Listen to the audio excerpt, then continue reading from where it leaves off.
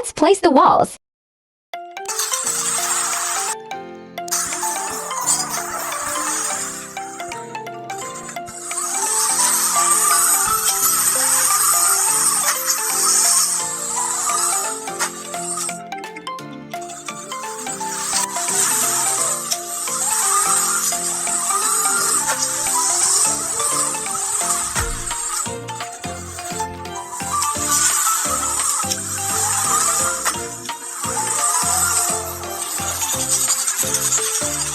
Let's wash Max Crane to clean up the rest of the foam. Move the foamer along the shift to soak it up.